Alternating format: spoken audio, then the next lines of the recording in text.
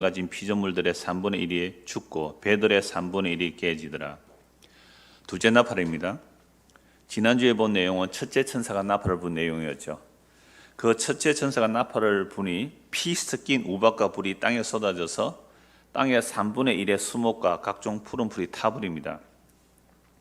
이것은 출애굽 때의 우박의 재앙이죠. 그 우박과 불이 쏟아져서 우박 얼음 속에 불이 함께 쏟아지죠. 그런 불이 쏟아지는 내용하고 에스겔서에서 3분의 1씩 3분의 1씩 머리카락 수염을 잘라서 심판하는 것은 결국 전체가 심판받는 얘기죠. 그래서 출애굽 내용과 에스겔서에 나오는 3분의 1의 내용을 살펴보니까 피 섞인 우박이 불 섞인 그런 우박이 떨어져서 땅이 심판받는다라는 것은 출애굽 모티브예요. 출애굽을 배경으로 한다 이 말이죠. 그리고 에스겔서에 나오는 심판을 배경으로 하고요.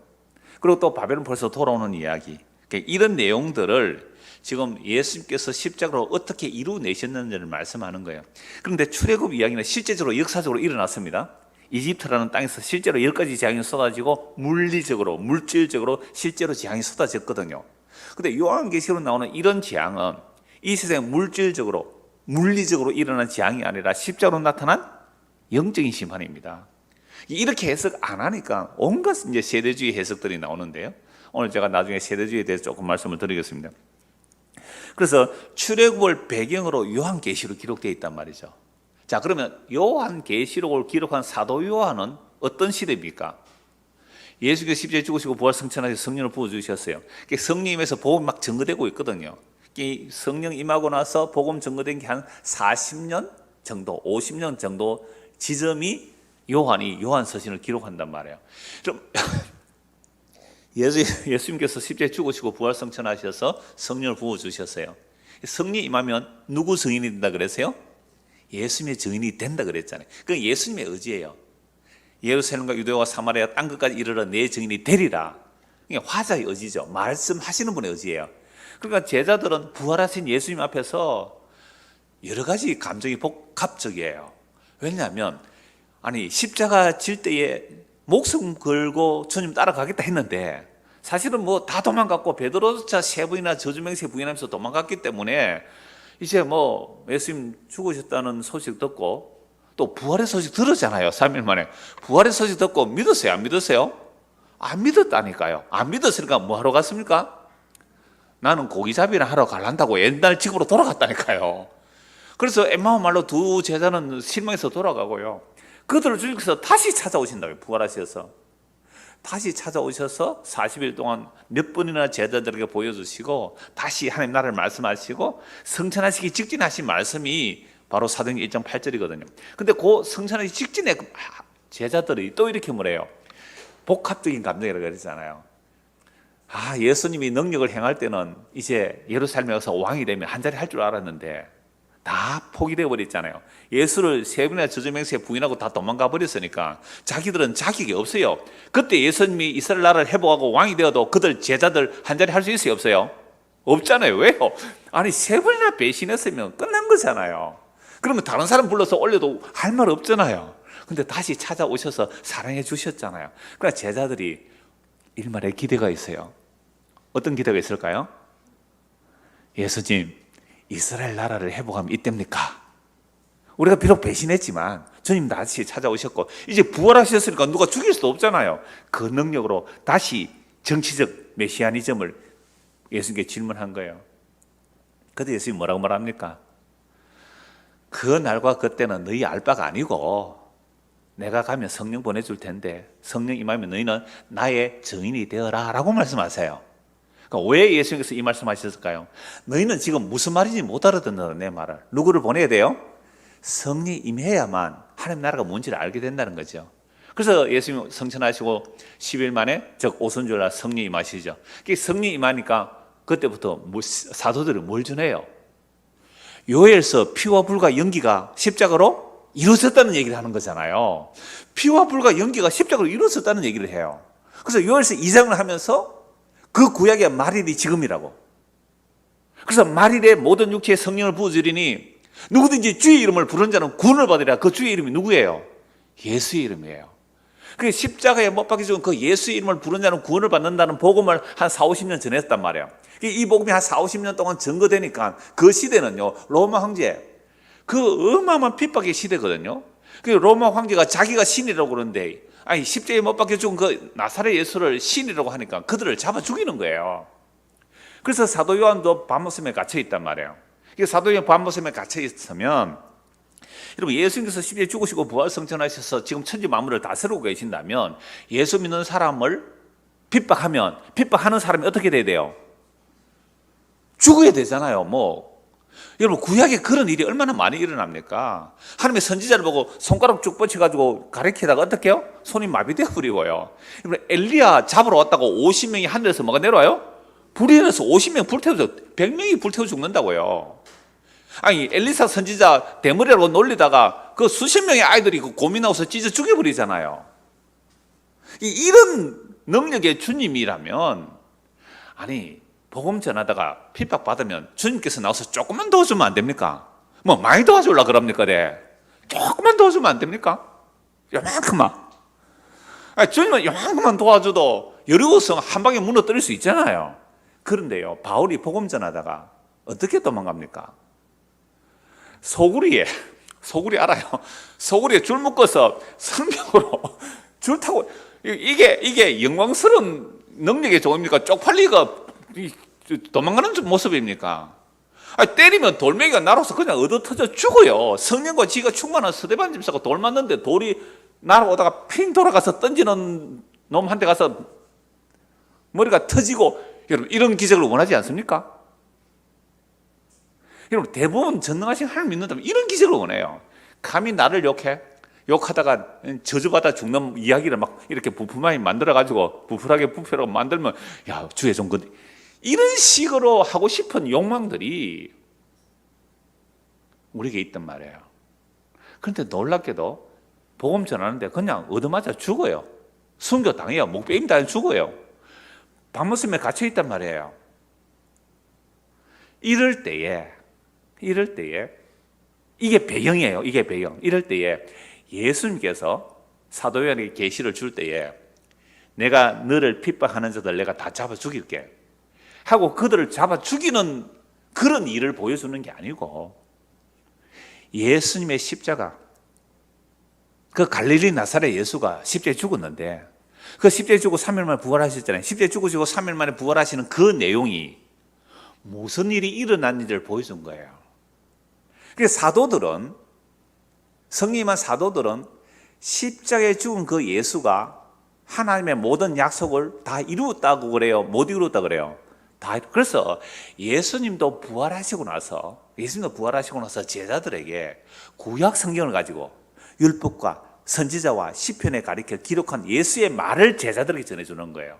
그러니까 예수님의 십자가는 구약을 완성했다 이 말입니다. 그래서 예수님이 얘기를 해주려면, 예수님을 증인이 되려면 구약 성경으로 예수님이 어떻게 다 이루었다 이 말을 전해줘야 무슨 증인이 돼요? 예수의 증인이 되는 거예요. 그러면 예수의 증인들은 이 역사 속에서 구약에 나타난 그런 엘리사가 불을 내려서 막 불살라버리고 그런 능력으로 나타나는 게 아니고, 땅끝까지 어떤 모습으로 복음이 전해져야 돼요? 십자가에서 못 박혀 죽는 모습, 스데반 집사처럼 돌마다 죽는 모습으로 복음이 전거됩니다. 이게 구약과 신약의 차이예요. 구약은 그림자로서 실제적으로 대적하다가 재앙을 당하고 진짜 하늘에서 불이 떨어지고 우박이 쏟아지는 재앙을 당해요. 구약에서는. 그래서 구약의 그 모형들은, 구약에 실제적으로 일어나는 일은 십자가로 일어날 영적인 일의 모델들이거든요. 그러니까 요한은 이걸 하나님께서 보여주셨어요. 십자가로 일어난 7인이 떼어지는 그 7인의 재앙과 7 나팔의 재앙과 7 대접의 재앙이 이게 차례차례 일어나는 일이 아니라 십자가로 한꺼번에 단번에 쏟아진 하나님의 심판임을 아는 거예요. 여러분, 이렇게만 요한계시록이 보여지면요, 요한계시록의 이야기는 기쁨의 이야기고 예수님의 십자가의 성지의 이야기지. 야, 두렵다 이거. 오늘 지난주에 우리 옛날에 그 태안 앞바다에 유조선 해서 바다 시커머진 거 알잖아요. 그런 일이 일어날 때, 이거 바다, 이거 두 번째 나팔 아니냐? 왜? 바다 지금 3분의 1이 뭐가 되는 거예요? 피가 되는 거 아닙니까? 죽는 거 아니에요. 이런 식으로 자꾸만 이 역사적 사건하고 계시록의 내용을 붙여서 해석하는 그 해석을 무슨 주의라 그래요? 세대주의라. 세대주의. 자, 그래서 출애굽을 배경으로 요한계시록 기록되어 있죠. 그러면 출애굽의 배경은 역사적인 애굽이라는 땅에서 어린 양의 피로 탈출하는 내용이지요. 자, 그렇다면 오늘 예수를 믿는 우리들은 어디서 어디로 가는 거예요? 눈에 보이는 이 하늘과 땅에서 성경이 약속하는 새 하늘과 새 땅으로 들어가는 겁니다. 자, 구약의 모델이래요. 실제적으로 물리적으로 애굽이라는 땅에서 어린 양의 피를 받으러 어디로 들어간다고요? 약속의 땅에 들어가는 것. 똑같은 원리예요. 그럼 오늘 이 땅에 애굽이라는 이 땅에 살아요. 우리가 애굽이라는 땅, 바벨론 땅에 살아요. 그럼 이 땅에 사는 우리가 어디로 가는 거예요? 예수 믿는 거예요? 보이는 하늘과 땅에서 보이지 않는 하나님의 약속의 새 하늘과 새 땅으로 들어가는 것. 이게 뭐라고요? 예수 믿습니다. 그러면 구약에서 출애굽 모티브가 이 신약 시대에 예수를 믿는 자는 이 땅 차지하는 이야기가 아니라 무슨 땅요? 새 하늘과 새 땅을 차지하는 거 이야기예요. 그런데 눈에 보이는 이 하늘과 땅에서 이 성경의 약속하는 새 하늘과 새 땅에 들어가는 거, 이게 예수 믿는 건데, 그런데 새 하늘과 새 땅의 입구가 뭐로 되어 있어요? 십자가라는 거죠. 새 하늘과 새 땅의 입구가 십자가입니다. 그래서 유대인들이 볼 때는 뭐로 보여요? 저주받아 죽은 죽음이잖아요. 신명기에 가면 나무에 달려 죽은 자는 저주받아 죽은 죽음이라고요. 근데 십자가 나무에 달려 저주받았는데 이 십자가 안이 뭐라고요? 새 하늘과 새 땅이다. 웃기는 소리 하지 마라. 성경 봐라, 성경. 신명기 21장 20을 찾아봐. 여기에 저주받아 죽었는데 그게 무슨 메시아냐? 아니다. 유대인들은 지금도 예수 안 믿잖아요. 지금도 유대인들은 메시아 기다리고 있잖아요. 그래서 지금도 메시아를 기다리고 있는 유대인들하고 세대주의하고 지금 짝짝꿍해요. 자, 그래서 그 입구가 십자가이기 때문에 유대인들 안 들어가요. 그리고 헬라인들, 이방인들이 볼 때는 그 시대에 로마를 반역하다가 처형당한 자들이 십자가의 죽음이거든요. 그러니까 예수님만 십자가에 죽은 거 아니에요. 수많은 수백 명, 수천 명들이 로마 반역했다가 십자가에 죽은 거예요. 그 당시에는 십자가 얘기하면 고개를 돌리시라고 침 뱉고 돌아가요. 아이고, 바보 같은 게. 로마를 대항해서 이기겠어요? 로마를 대항해서 이기겠어요? 지금 세계 제일 강대국이 미국과 중국 아닙니까? 미국, 중국 두 개가 힘을 합쳤다고 생각해봐요. 그게 로마예요. 그럼 그 로마를 조만한 유대 나라가 대항해가 이기겠어요? 이방 나라들이 그걸 이기겠어요? 로마가 시대에 얼마나 대단한 제국입니까? 그리고 이방인들이 볼 때는 십자가 볼 때 무슨 생각이 들어요? 아이고, 로마 반역하다가 죽었는데. 그러니까 사도들이 왜 하필이면 유대인들이 저주스러워 여기고 이방인들이 그리끼는 그 십자가라는 복음을 전했을까요? 왜 바울은 십자가 외에는 알지 않기를 원한다고 그랬을까요? 여러분, 2000년 전 한번 돌아가 보십시오. 십자가 얘기만 하면 돌 맞을 일입니다. 돌 맞을 일이에요. 끔찍해서 도망갈 일이라 이 말입니다. 그래서 전염병이나 그래요. 코로나 확진자가 여기 와가 기침하고 있다고 생각해 보세요. 다 도망가죠.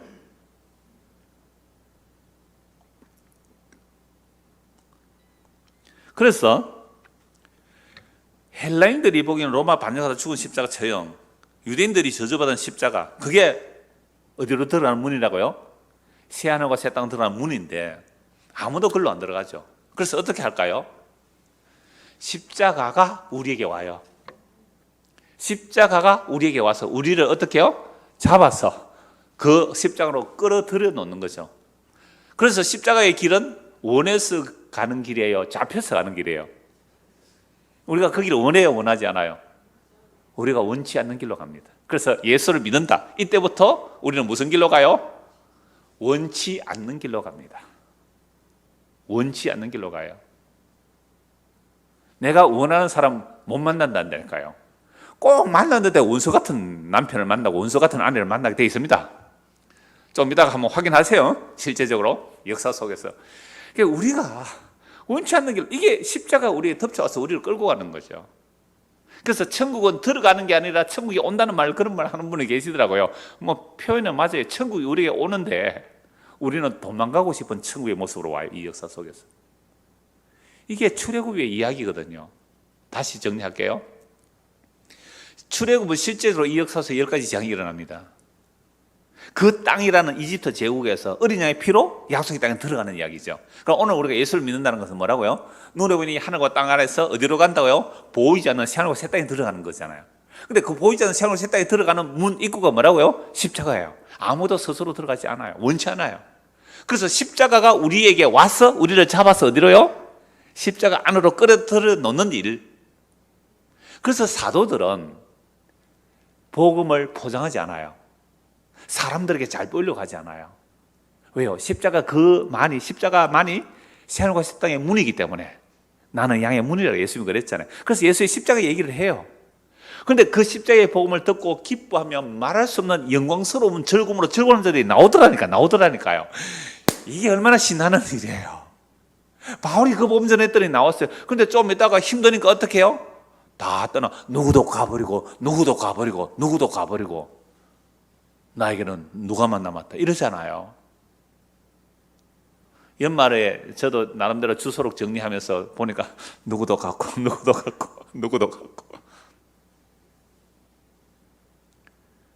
자, 그래서 성경 제가 신약 두 곳을 보면 요한계시록 오늘 본문의 내용을 들어가기 전에 이런 말씀을 보는 이유가 있는 거예요. 자, 그래서 다시 정리할게요. 지금까지 드린 말씀 15분 동안 드린 말씀 딱 한 가지 그거예요. 제가 옛날 설교할 때 그림 그린 거 있어요. 우리는 두 분의 강을 건넌다. 첫 번째 강은 홍해라는 바다도 강으로 표현했습니다. 홍해 바다를 건너고, 두 번째 물은 뭐예요? 요단강을 건넌다. 똑같은 원리예요. 어린 양의 피로 홍해를 건너서 약속의 땅에 들어가듯이 우리는 이 시대에 예수를 믿어서 요단강 건너 약속의 땅에 간다. 그런 말씀을 드린 적이 있는데요. 에베소서 2장을 한번 보십시오. 에베소서 2장입니다. 1절. 그는 허물과 죄로 죽었던 너희를 살리셨도다. 여러분, 우리는 허물과 죄로 죽은 태로 태어납니다. 허물과 죄로 죽은 채로 태어나요. 자, 그때에는 우리가 다 허물과 죄로 죽은 상태에는 어떻게 살았느냐? 너희는 그 가운데서 행하여, 허물과 죄로 죽은 상태 안에서 행하여 이 세상 풍조를 따르고, 뭘 따르고? 이 세대를, 요 세대라는 말이 나오죠. 요 세대라는 말이 나오는데, 이 시대의 풍조를 따르고 공중의 근세 잡은 자를 따라서, 공중 근세 잡은 자를 따라 사는 삶이 뭐라고요? 이 세대의 풍조를 따라 사는 삶이잖아요. 우리가 태어나서 지금까지 대한민국이라는 문화 속에 살아왔는데, 대한민국 문화 속에서 성공했다는 이야기, 복이라는 얘기 들어왔지요? 출세라는 얘기 들어왔잖아요. 그게 누가 사로잡고 있는 생각이에요? 공중 근세 잡은 자가 사로잡고 있는 생각이에요. 북한에 태어났으면 북한에서도 또 공중 근세 잡은 자가 북한 사회에서 뭐요? 출세하고 성공하고 복이라는 얘기 할 거 아니에요. 일본에서나 미국이나 중국이나 어느 나라에서나 뭐가 복인지 뭐가 성공인지 이 얘기를 그 시대 사람들이 다 하고 있을 거 아니에요. 그건 누구 가치관이에요? 공중 근세 잡은 자의 가치관입니다. 여러분, 대한민국에 태어나서 대한민국에서 말하는 복이라는 얘기들 누구 생각이에요? 공중 근세 잡은 자, 마귀예요. 마귀가 말하는 복인 줄 알고 살아왔어요. 우리가 다. 그게 이 시대 풍조를 따르는 거예요. 못 벗어납니다. 어느 인간이 여기서 벗어나요? 자, 그래서 이 세상 풍조를 따르고 공중 근세 잡은 자를 따라서니 곧 지금도 불순종의 아들들 가운데 역사는 여기라. 예수 믿는 우리는 지금 누가 우리를 다스리고 계세요? 예수님이 우리를 다스리고 계시고, 예수 믿지 않는 불순종의 아들들은 누가 다스리고 계세요? 아직도 마귀가 다스리고 있었단 말이에요. 전에는 우리도 다 그 가운데 우리 육체 욕심을 따라 지내며 육체와 마음이 원하는 것을 하여 다른 이들과 같이 본질상 진노의 자녀이었더니, 우리가 예수 믿고 나도 우리 육체 욕심을 따라 살아요, 안 살아요? 살죠. 예수 믿고 나도 우리 육체 욕심을 따라 살아요.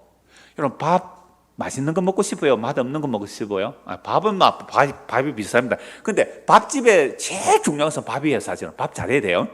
반찬 맛있는 집에 가고 싶어요? 맛없는 집에 가고 싶어요? 그게 육체 욕심이에요. 그럼 예수 믿어도 이게 사라져요, 안 사라져요? 안 사라져요. 그래서 이 육체를 어떻게 해야 돼요? 멸해야 됩니다. 그래서 우리의 역사적인 구원의 완성은 죽음이에요. 생물학적 죽음이에요. 그러니까 성도가 정말로 주님의 은혜를 안다면 죽는 것을 두려워해야 돼요? 기다려야 돼요? 당겨야 돼요? 밀어놔야 돼요? 당겨야 돼요? 밀어야 돼요? 당기는 겁니다. 그래서 충성하다가 죽으십시오. 아멘 아무나 안 하죠. 보세요. 충성하다가 죽어버렸어요. 좀 충성 덜하고 죽음을 당기라는 게 그런 말이죠. 우리의 이 육체라는 것이요, 죽을 때까지 똑같아요. 육체는 똑같아요. 육체는 똑같습니다. 맛있는 게 좋고요, 편한 게 좋고요, 아픈 게 싫고요, 추운 게 싫어요. 그래서 이 육체가 멸해지는, 역사 속에서는 육체가 멸하여지는 순간이 구원의 완성인데요, 예수님은 묵시적으로 우리 안에 오셔서 들어오시는 순간 너는 육체가 멸해졌어라고 말하는 거예요. 그러니까 앞으로는 육체의 삶이 허락될까요? 안 될까요? 물론 허락돼야 이 땅을 이렇게 말하면 자꾸만 오해를 하는데, 이 땅에 사는 동안 열심히 일하십시오. 이마에 땀을 흘려 먹고 살아요. 제 스탠드, 책상 스탠드예요. 옛날에 라틴어 수업이라는 책을 보다가 재밌는 표현이 있어서 라틴어 두 구절을 써놨어요. 하나는 나는 공부하는 노동자다. 적어도 나는 하루에 8시간 이상 노동자들과처럼 공부해야 된다. 나는 공부하는 노동자다. 똑같은 노동자인데 무슨 노동자요? 공부하는 노동자다. 그다음에 또 하나, 진리에 복종하라. 그걸 라틴어로 써서 제가 매일 그걸 봅니다. 열심히 일하는 건 지극히 당연한 거예요. 그러니까 우리의 육체와 욕심을 따라 지내는데, 육체와 마음이 원하는 대로만 살면 이게 뭐라고요? 본질상 진노의 자녀예요. 그러나 영의 성는 바시나요. 그러나 긍휼이 풍성하신 하나님, 우리를 사랑하신 그 큰 사랑 인하여 허물로 죽은 우리를 그리스도와 함께 살리시고, 예수 믿는 순간 예수가 우리 안에 오셔서 우리를 함께 살리시고 죽은 우리 안으로 들어오기 위해서, 보세요, 우리는 헐모가 죄로 죽었어요. 죽은 우리 안에 들어오기 위해서 하나님이, 영원한 말씀이 사람이 되어 십자가에 죽어서 어디로 온다고요? 우리 안으로 와요. 죽지 않고는 못 들어와요. 그래서 예수님은 죄를 알지도 못하신 분을 죄로 삼아버렸어요. 죄를 알지도 못한 분을 죄를 삼으셨어요. 예수님도 육신 안으로 오다는 것은 완전히 죄인 되어로 오셨단 말이에요. 100% 죄인 되어 오셨어요. 육신이라는 것은 그 육신의 죄를 정하사 죄를 삼으시고, 죄도 알지도 못하는 분에게 죄를 삼으시고, 누구 죄를? 우리의 죄를 예수 안에 삼으셔서 함께 죽였어요. 그래서 십자가의 죽음으로 우리 안에 들어올 수 있어요. 그래서 들어오셔서 함께 죽으시고, 예수님 진짜 왜 죽어야 돼요? 허물과 죄로 죽었기 때문에 죽은 우리 안으로 들어오려고 죽으신 거예요. 얼마나 놀라운 은혜예요. 죽은 안에 우리를 들어오셔서 살리셨고, 그래서 너희는 은혜로 구원을 받은 것이라 함께 일으키사, 그리스도가 부활할 때 함께 일으키사 그리스도 안에서 함께 하늘에 앉히시고. 그럼 예수님 십자가에 죽으심과 부활과 성천은 뭐가 일어나는가요? 우리가 하나님과 예수님과 함께 살아났고 하늘에 앉혀졌잖아요. 이게 신약 시대는, 바울이 지금 복음자네, 신약 시대는 예수 믿으면 그 믿는 순간 뭐가 돼요? 살아났고 하늘에 앉혀졌다, 요 얘기를 하는 거예요. 십자가가 이 일을 이뤄냈다 이 말입니다. 예수님의 십자가의 죽음과 부활과 성천이 이 일을 이뤄냈다는 얘기를 하는 거죠. 그러면 구약의 사람들은요, 십자가에서 함께 한꺼번에 아담으로부터 예수님까지 함께 피를 뿌려 흰 옷 입혀서 함께 하늘에 앉혀놓았다는 거 아니에요. 그러니까 우리도 예수 믿으면 지금 어디에 있다고요? 하늘에 앉혀서 있는 거잖아요. 그럼 우리를 하늘에 앉혀놓기 위해요. 구약에는 실제로 애굽의 10가지 재앙을 쏟아버리고 애굽의 원수들을 물리치고 공중군세를 물리치고 어린 양의 피로 구원하여 약속의 땅에 들여놓잖아요. 그러면 신약시대 십자가로 한꺼번에 그 애굽에서 사람들만 아니라 노아 홍수 때의 사람들, 소돔과 고모라 시대 때의 사람들, 그리고 구약의 아담으로부터 예수님까지 모든 사람들을 한꺼번에 십자가에 피 뿌려서 자기 백성들을 하늘에 앉혀놓은 거 맞잖아요. 그러면 아담부터 예수님까지 하나님의 약속의 말씀을 농담으로 믿지 않는 자들은 심판받는 게 지극히 당연하고요. 그러면 예수님이 십자가에서 그 원수들을, 그 마귀 사탄을 계속 용서해서 그 얘기예요. 원수 마귀 사탄을 십자가로 멸하시고 그 자기 백성들을 구원에 하늘에 올리는 그 일을 십자가에 이뤄냈다는 거예요. 그래서 예수님 십자가에 뭐라 그랬어요? 다 이뤘다 했잖아요. 다 이루신 그 사건을 십자가의 복음이라 그래요. 이 십자가의 복음이 증거되면 십자가 안에서 무슨 일이 일어났는지를 사도들이 다 그걸 전하죠. 가장 자세하게는 제 요한이 증거하는 거잖아요. 그래서 십자가에서 일어나는 이 나팔, 대접, 이 재앙들이 이 애굽에서 일어나는 물질적인 그런 재앙이 아니라 십자가로 원수마귀를 멸해버리는 사건이다 이 말이죠. 그래서 지난주에 첫째 나팔이 부니까 땅에 수목과 풀과 이것들이 불타버리는 것은 이제는 그들이 심판받는 자들 이제 더 이상 영적인 공급을 못 받는다 이 말이에요. 오늘 받아도 마찬가지예요. 이렇게 요한계시를 보면 그래서 제가 요한계시에 나오는 내용 전부 구약에서 찾아와야 돼요. 구약에서 찾아서 이게 나팔의 재앙이 뭔가 땅의 그 땅 심판이 뭔가 나팔 심판이 뭔가를 쭉 살펴보는 거예요. 자, 그래서 한 곳 더 볼까요? 5절, 에베소 2장 5절 더 봅시다. 허물로 죽은 우리를 그 생명 살리셨고 너희는 은혜로 구원을 받은 것이라.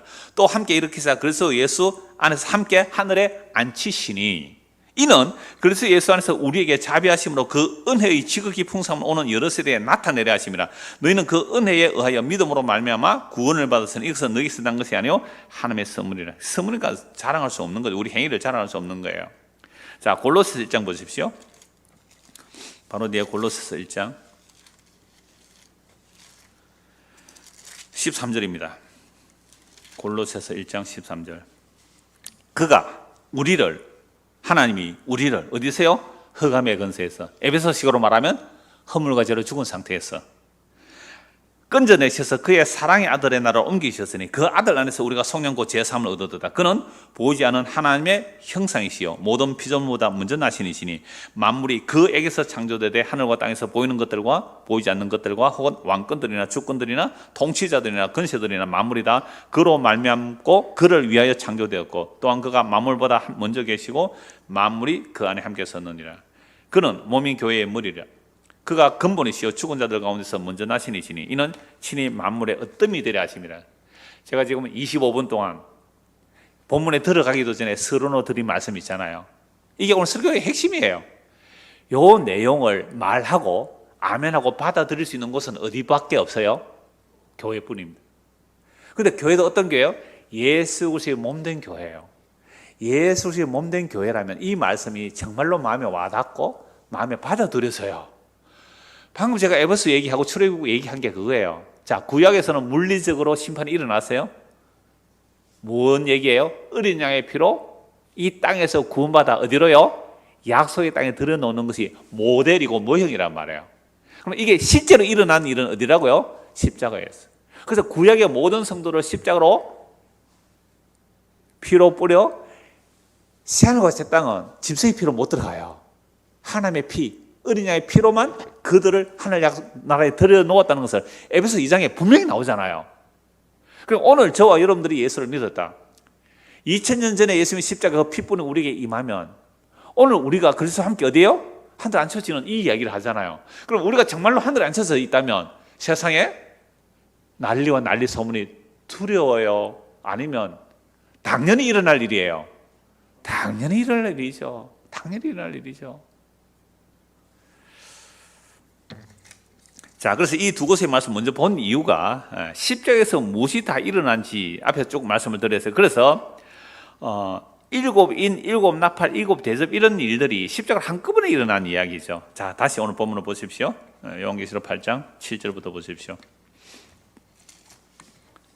8장 7절. 자, 첫째 천사가 나팔을 부니 어디에 쏟아져요? 간단하게요. 땅. 두 번째 나팔을요? 바다. 그 다음에 세 번째 나팔은요? 별이죠. 하늘 큰 별에서 사물의 여러 물이죠. 그러니까 첫째는 뭐요? 땅. 두 번째는 바다. 세 번째는요? 물. 강, 물샘. 네 번째는요? 하늘의 해죠.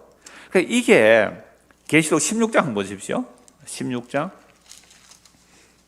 그러니까 지금은 나팔이고요. 16장은 뭐겠어요? 대접이잖아요. 자, 대접 재앙이 쏟아지는데, 자, 2절. 첫째 천사가 대접을 부으니까 어디에요? 어디에 붓는다고요? 땅. 두 번째 천사가 대접을 어디에 쏟아요? 바다. 세 번째는요? 강. 네 번째는요? 해. 같죠? 그러니까 일곱 인 나팔 대접이 십자가 한꺼번에 일어나는 내용이잖아요. 자, 그래서 오늘 본문을 이제 다시 보십시오. 이제 본문 들어갑니다.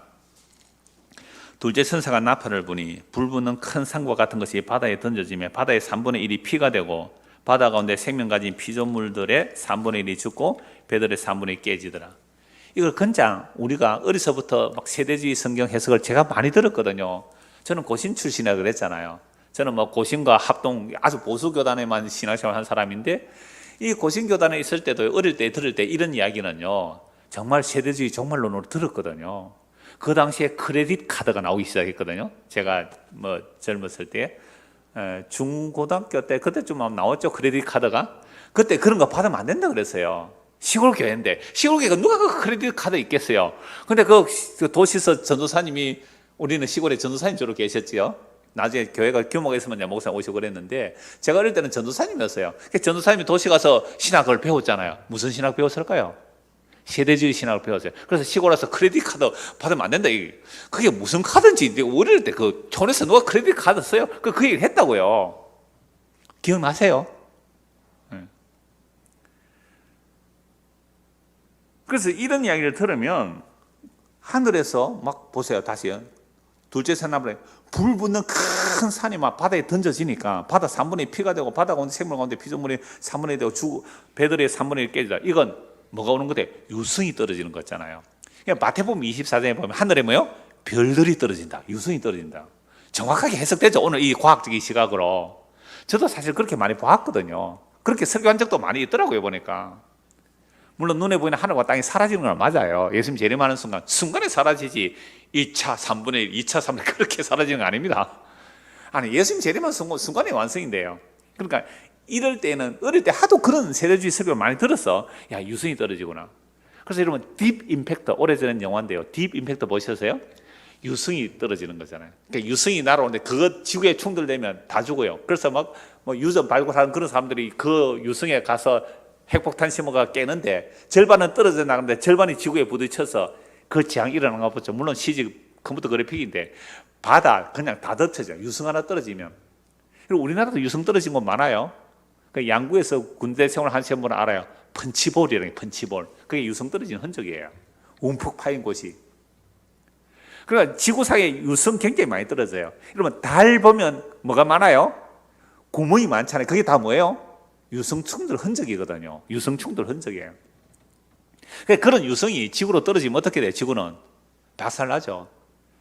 그런데요, 요한계시에 나오는 이런 별들이 떨어지는 것, 산이 불붙은 떨어지는 이런 얘기를 오늘 이 시대하고 그대로 해석해버리면 이게 이제 세대주의 해석이 되는 거예요. 그래서 첫째 나팔일까 지금 뭐 몇째 대접일까 막 이런 얘기를 하는 거예요. 유성 충돌, 지구 온난화, 지진, 기상 이변, 전염병, 세계 정치 이야기들을 그요 짜깁기 해가지고요 칼라로 동영상 착착 보여주면서 설교한 분이 굉장히 많아요. 세대주의 해석을 설교하는 재밌어요. 그런 거 보면 정치적 이야기하고 연결하면요. 그래서 요거는 몇째 인이다, 요거는 몇째 나팔이다 막 이렇게 얘기를 하는데요. 제가 10대 후반에 휴거라는 책을 봤거든요. 그 뒤에 영화도 나왔습니다. 휴거 보신 분, 휴거라는 소설 보신 분 한 사람밖에 안 봤어요. 두 사람. 별로 관심이 없었군요. 세대주의. 그 당시에 한국의 보수적인 교회에서 다 이런 설교 했어요. 미국의 보수적인 기독교도 다 이런 설교를 했어요. 지금 트럼프 지지자들이 의회 난입한 거 아시잖아요. 그분들이 다 세대주의 종말론자들입니다. 그럼 트럼프가 예루살렘에 가서 뭐라고 그랬어요? 텔아비브에 있는 맞죠? 수도를 어디로? 예루살렘이 이스라엘 수도라 그랬잖아요. 왜 그런 말을 할까요? 그게 전부 세대주의론과 연결됩니다. 그래서 저 지금 도움 있는 그게 이슬람 사원이니까 그거 뺏어서 거기 성전 회복하고 제사 지내겠다. 이게 제3성전 얘기하는 거 전부 그런 해석을 하면 다 이거 뭐다? 그게 세대주의 해석이구나. 세대주의 해석 그렇게 아시면 되는 거예요. 세대주의에 대해서 말하려고 해도 뭐 몇 시간 걸리는데 간단히 말하면 이 역사 전체를 7세대로 나누는 거예요. 첫째, 무죄의 시대. 그러니까 타락 이전에 아담 시대 무죄의 시대라고 그래요. 두 번째, 양심의 시대, 아담에서 노아 홍수 시대까지. 세 번째, 인간 통치의 시대, 바벨탑 이후 시대. 네 번째, 약속의 시대, 아브라함부터 모세까지. 다섯 번째, 율법의 시대, 모세에서 그리스도까지. 여섯 번째, 은총의 시대, 그리스도 이후부터 공중휴거까지. 그러니까 지금은 무슨 시대예요? 은총 시대. 그 다음에 일곱 시대, 천년왕국 시대, 재림으로부터 새 창조까지. 그러니까 이렇게 7세대를 나눈 게 영국에서 어떤 목사가 그랬어요. 이 영향이 미국으로도 갔고요. 그 미국의 영향이 한국으로 왔어요. 그래서 우리가 70년대, 80년대는 대부분의 교회, 보수적인 교회라는 곳에서 다 무슨 얘기했어요? 세대주의 해석했어요. 그래서 컴퓨터 처음 나올 때 컴퓨터를 뭐라 그래요? 짐승이라 그랬습니다. 기억나세요? 컴퓨터 짐승이라고요. 컴퓨터가 전부 짐승이라 그랬어요. 666 바그래프. 그래서 EU를 만들고 10불 나오니까 EU의 컴퓨터 만들고 그 슈퍼컴퓨터로 세계 모든 사람들 전부 입력해서 조정한다고 그 말 들었죠. 근데 여러분들 컴퓨터 지금 다들 가지고 있습니다. 지금 주머니에 컴퓨터 하나씩 다 들고 있어요. 뭐요? 여러분 휴대폰 그게 다 컴퓨터 그대로 역할해요. 인터넷 그거 다 돼 있거든요. 여러분들 위치 추적 다 할 수 있습니다. 컴퓨터 다 버리십시오. 그래서 열방센터 갈 때 뭐 끄고 오라고요? 상주 열방센터 세대주의입니다. 그게 뭐 끄고 오라고요? 휴대폰 끄고 오라고. 위치 추적하지 마. 지금 열방센터로 막 퍼지고 있잖아요. 70%가 아직 그 검사 안 했대요. 혹시 우리 교회도 열방센터 가신 분 있으면 빨리 검사 받으러 가시기 바랍니다. 우리 교회는요, 열방센터, 인터콥 사람들도 있고, 신천지 사람도 있고, 이재록파도 있고, 약간, 온갖 곳 사람들 다 있어요. 이 세대주의 해석은, 그래서 지금은 어떤 시대예요? 천년왕국 전인이기 때문에, 전천년, 후천년, 무천년 이런 얘기가 있는데요. 여러분, 예수님 초림부터 재림까지가 천년왕국으로 봐요, 저는. 그래서 저는 어릴 때 휴거를 봐도 안 믿어졌어요, 그게. 만약 믿어졌다면 저는 세대주의 해석 지금 설교하고 있을 거예요. 지금 바그래프 받으면 안 됩니다. 그래서 뭐예요? 컴퓨터가 크레딧 카드, 컴퓨터가 짐승이라 그랬거든요. 666 바그래프 짐승의 표로 그랬어요. 그래서 바그래프 지금 없는 게 없어요. 이러면 옷에 전부 바그래프 다 있거든요.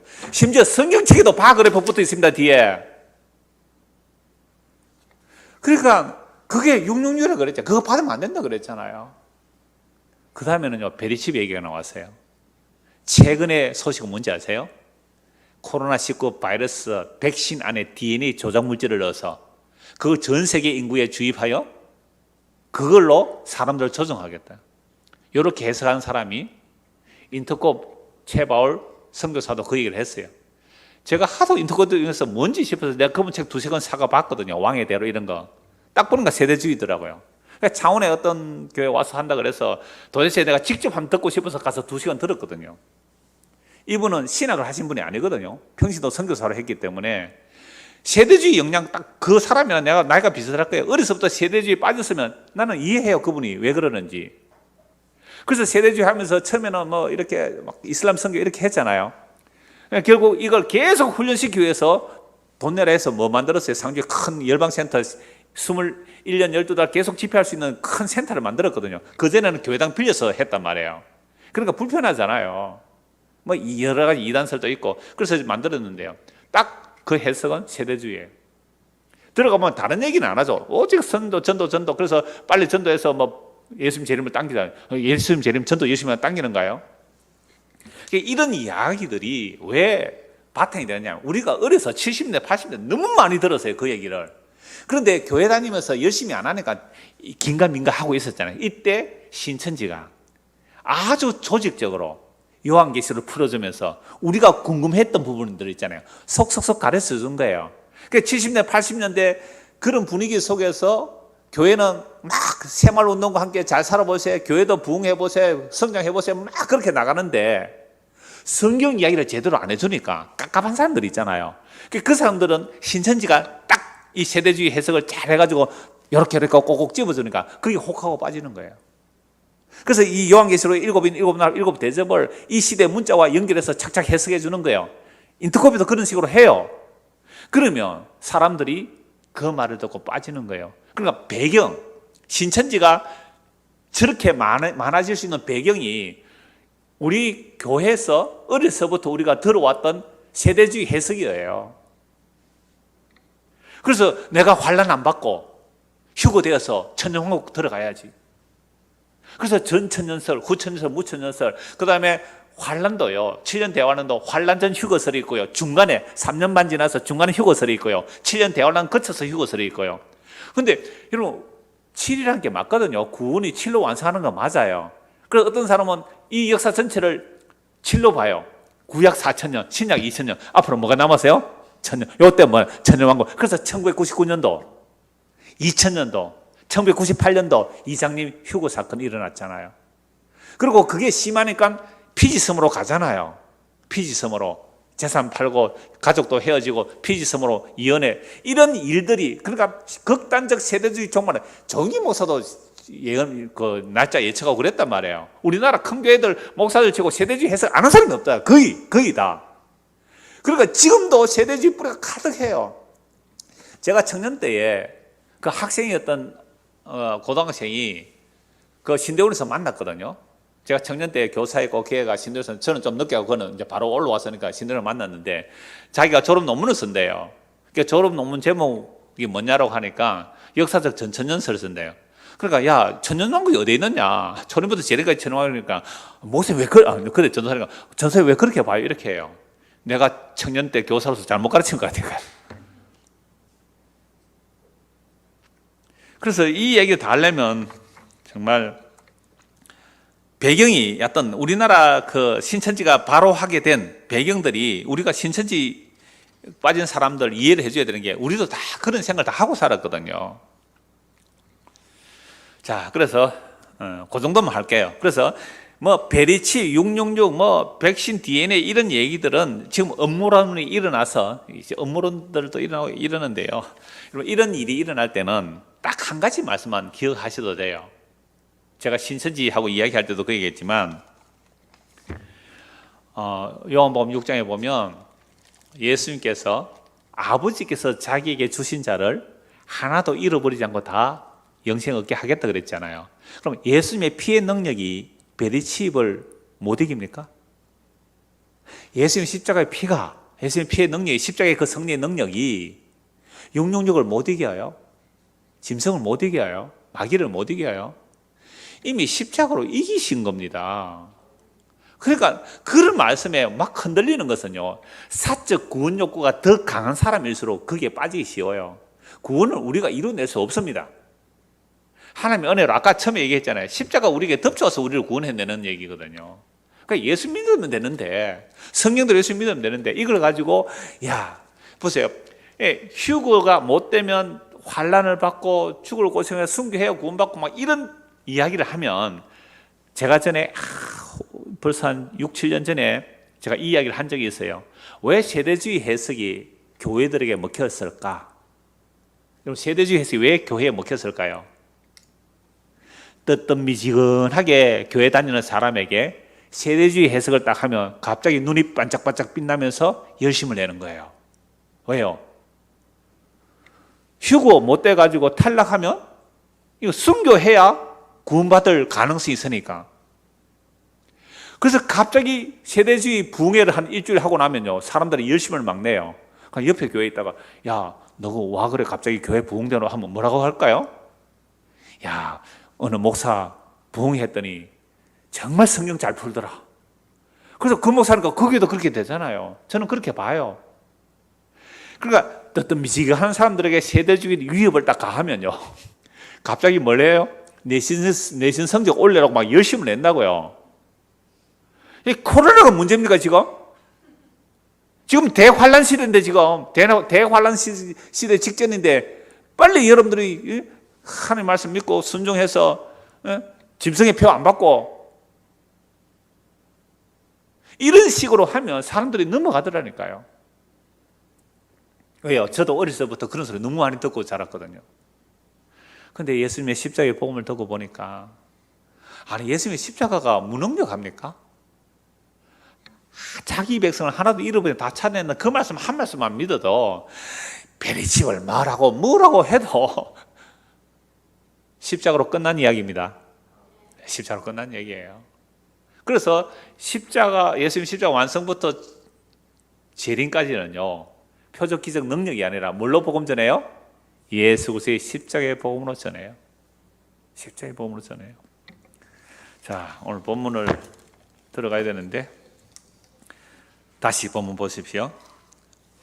8절 7절. 둘째 천사가 나팔을 부니 불붙는 큰 산 같은 것이 바다에 던져지매 바다 3분의 1이 피가 되고 바다 가운데 생명 가진 피조물의 3분의 1이 죽고 배들의 3분의 1이 깨져. 다음 주에 각 얘기할 때 요거 다시 피가 되는 얘기 할게요.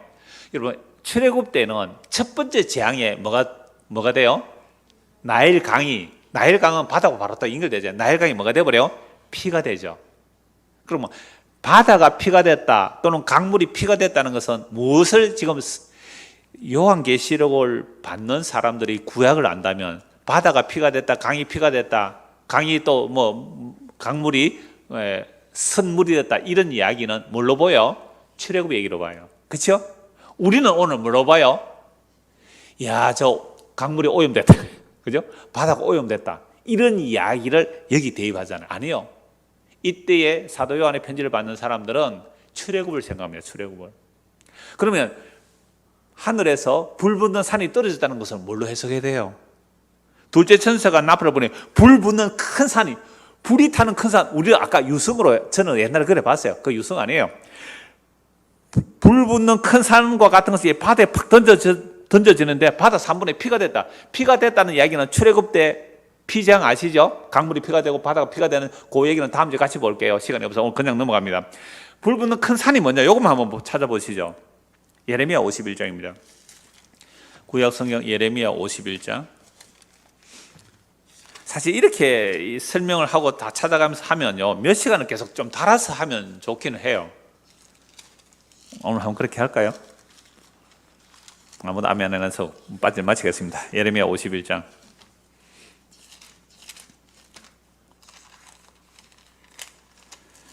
네, 51장 25절 보십시오.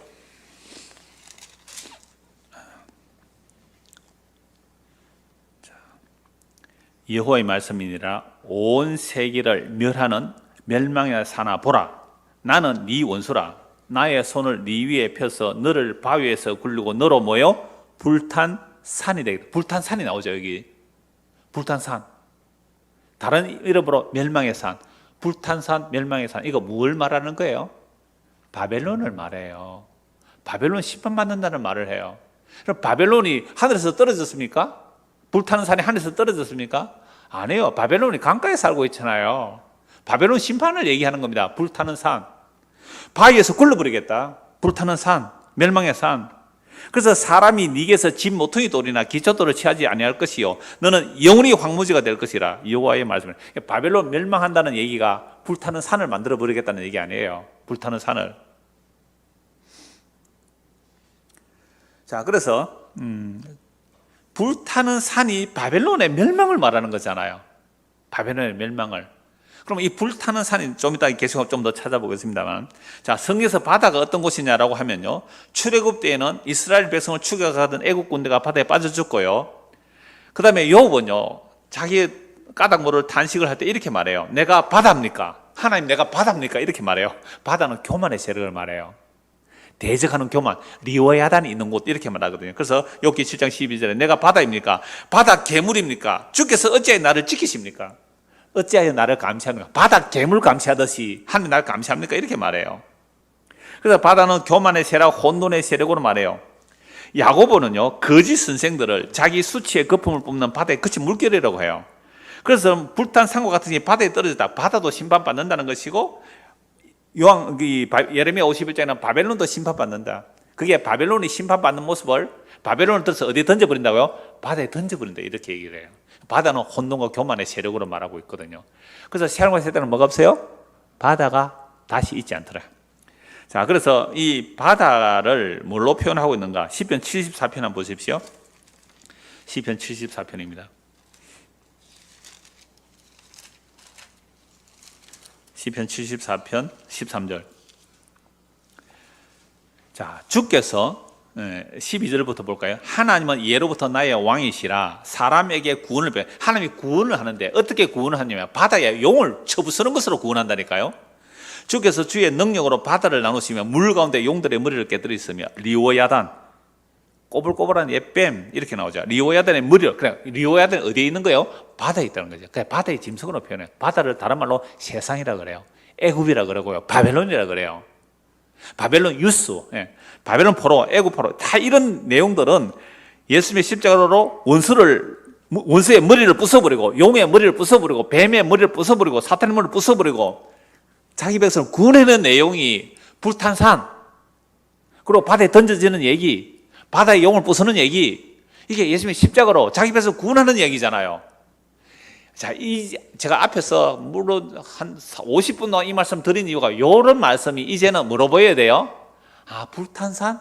바다 심판? 이게 하나님의 원수, 멸망의 산? 이 세상을 심판하시는 얘기구나. 근데 어떻게 심판하셨다고요? 물리적인 심판이에요? 영적인 심판이에요?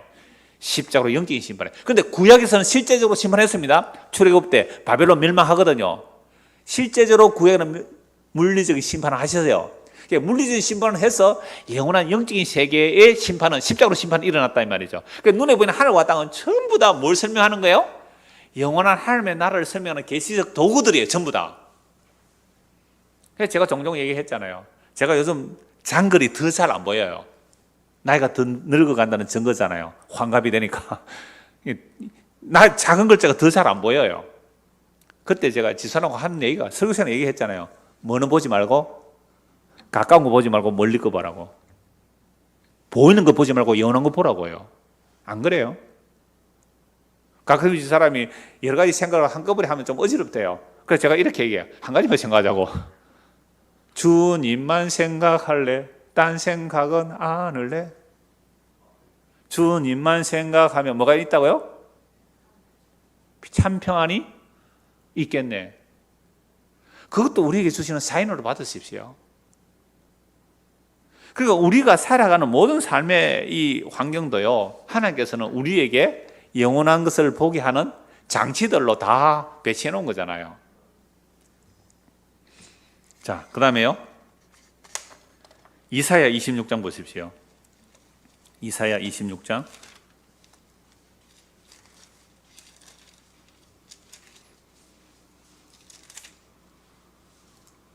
20절.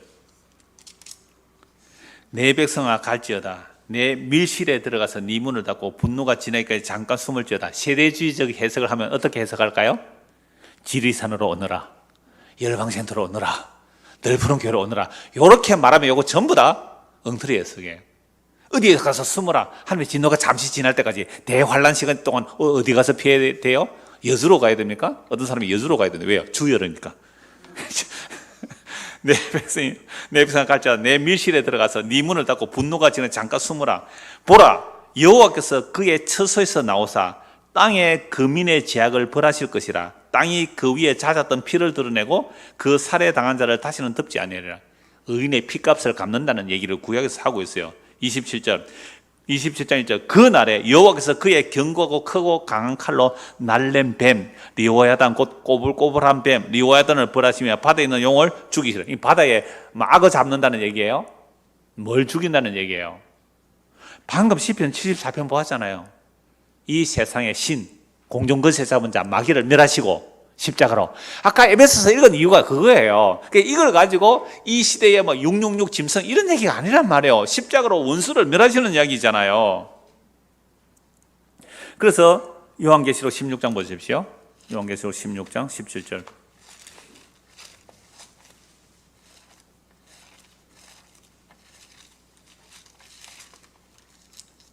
(16장 17절) 일곱째 천사가 그 대접을 공중에 쏟음에 큰 음성이 성전에서 보좌로부터 나와서 이르되, 마지막 대접이죠. 일곱째 대접. 번개와 음성들 우레소리. 번개, 음성, 우레소리는 어디에서 다 나왔어요? 인에서도 나왔고 나팔에서 나왔고 대접에서 나왔잖아요. 그러니까 십자가로 같이 일어나는 심판이란 말이에요. 또 큰 지진이 있어 얼마나 큰지 사람이 땅에 있어 온 이래로 이같이 큰 지진이 없으더라. 큰 성이 세 갈래로 갈라지고 만국의 성들도 무너지니 큰 성 바벨론이 하나님 앞에 기억하신 바 되어 그 맹렬한 진노의 포도잔을 받으며 각 섬도 없어지고 산업도 간데 없더라. 또 무게가 한 달란트 되는 큰 우박이 하늘부터 사람들에게 내리며 사람들이 그 우박의 재앙 때문에 하나님을 비방하니 그 재앙이 심히 큽니다. 이게 물리적인 심판은 언제 일어났다고요? 출애굽 때에. 그리고 이스라엘이 전쟁할 때도 우박이 떨어져서 적을 물리치는 경우가 있어요. 근데 이 우박이 십자가에서 일어날 때는 물리적인 심판일까요? 영적인 심판일까요? 영적인 심판이죠. 그래서 마귀를 요한계시록 그가 불타는 연기를 보고 외치려되, 이 바벨론이 불탄다는 얘기거든요. 이 세상이 다 불탄다는 얘기예요. 물론 이 세상 로마를 말할 수도 있어요. 그러나 이 세상 전체를 말하는 거예요. 불타는 연기를 보고 외치려되 이 큰 성과 같은 성이 어디 있느냐 하면 티끌을 자기 머리에 뿌리고 울며 애통하며 외치려되 화이트다 화이트다 이 큰 성이여 바다에서 배부리는 모든 자들이 너의 보배로운 상품으로 치부하였더니 한 시간에 많이 바다에서 장사는 진짜 바다에 뭐가 떨어졌다고 해서요? 불 붙는 산이 바다에 떨어졌다. 그래서 바다 3분의 피가 된다는 말은 이 나팔 대접이 이 세상을 믿고 사는, 땅 믿고 사는 사람, 바다 믿고 사는 사람 심판받았다 이 얘기예요. 하늘과 성도들과 사도들과 선지자들아 그로 말미암아 즐거워하라. 하나님이 너희를 위해 그의 심판을 그에게 심판을 행하셨습니다. 그러니까 땅에 속한 자들, 바다에 속한 자들, 이들이 하늘에 속한 자들을 뭐 했어요? 구약에서 보니까 핍박하고 죽였잖아요. 그래서 그 핏값을 갚아주는 거예요. 그래서 신원이라는 제목에서 말씀드렸잖아요. 죽임 당한 자들이 하나님 말씀과 그것처럼 죽임 당하는데 우리 심판해 주세요. 그래서 이 땅을 예수님께서 심판하시는 이유가 뭐예요? 예수의 피를 흘렸기 때문에요. 아벨의 피로부터 사갈의 피까지 그 사도들의 피를 흘렸기 때문에 의인의 피를 흘릴 때 이 땅을 심판하시는 거예요. 그러니까 그런 심판을 어떻게 할까요? 십자가로 우선 구약의 모든 사탄과 그들을 따르는 자를 심판하시고 그 십자가의 복음을 땅에 증거하는 거고 있는 거예요. 그래서 지금 십자가의 복음을 믿는 자들은 뭐예요? 그래서 함께 죽었고 함께 살아나고 하늘에 하늘에 앉혀져 있는 자들이지만 그렇지 않으면 지금도 불순종 가운데 역사하는 그 영의 지배를 받는 자들은 뭐밖에 생각 안 하고 살아가요? 이 땅의 것만 생각하죠. 보이는 것만 생각하죠. 그게 전부인 줄 알고 살아가잖아요. 마귀가 희한하게 그렇게 속이고 있어요. 오늘 저분들이 이 말씀 들을 때는 그렇네 하고 고개 조금 끄덕거려지죠. 집에 가면서 한번 생각해 보세요. 이 말씀이 계속 생각나는지 안 나는지. 집에 딱 가서 점심 먹을 때 딱 앉아 보세요. 이 말씀이 생각나는지 안 나는지. 안 난다니까요.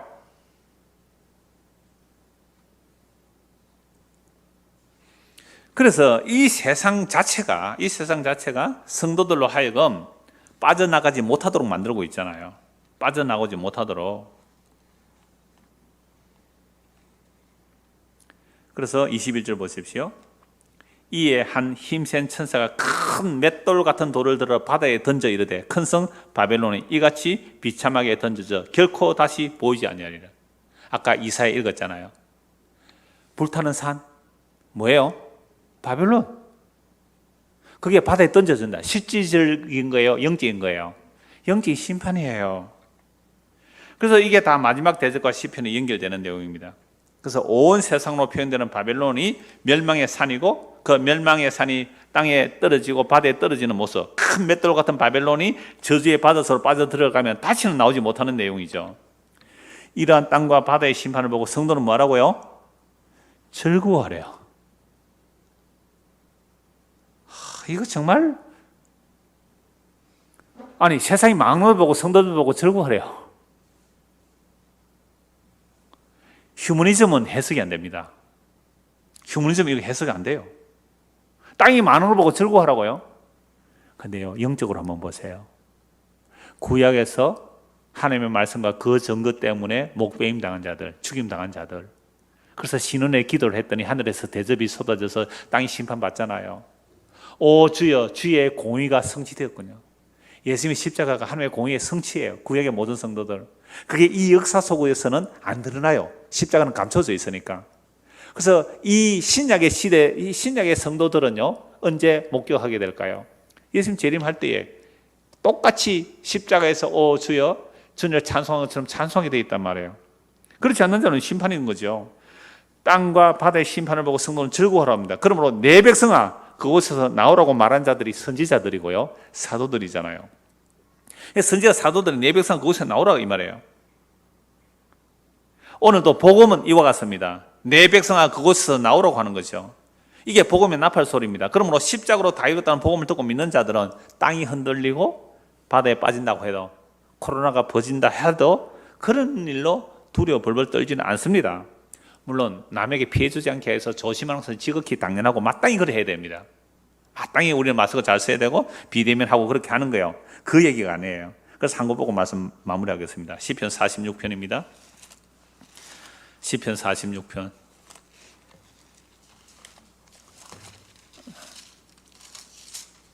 제가 처음에 예배 시작 때 읽었던 말씀인데요. 43편 1절입니다. 46편 1절입니다.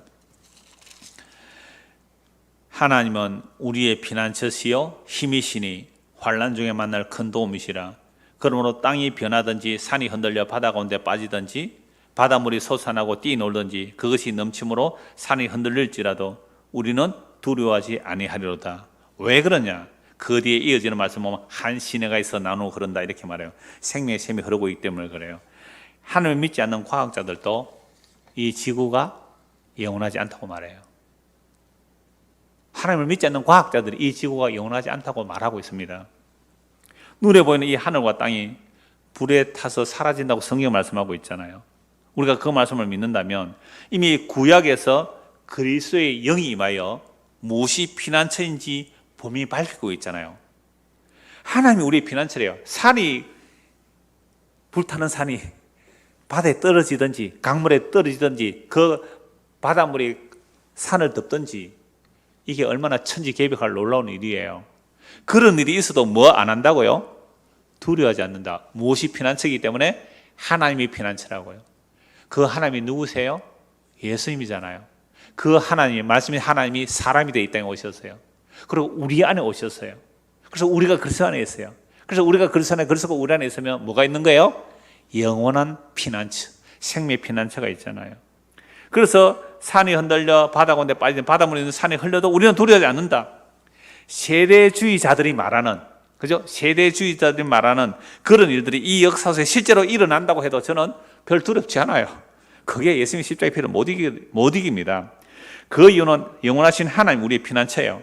영원하신 하나님, 영원하신 말씀이 이 땅에 오셔서 살을 찢고 피를 흘려 죽음으로 우리 안에 오셔서 우리가 하나님의 거처가 되고 하나님이 우리의 거처가 되는 그 내용, 예수님이 우리의 집이 되고 예수님이 우리의 집 삼아버렸어요.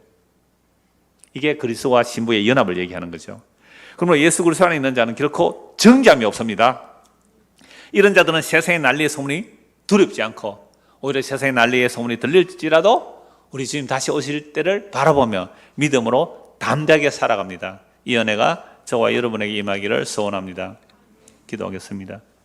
하나님 아버지, 세상의 난리와 난리의 소문은 아담의 타락 이후로 계속 있었던 소문들입니다.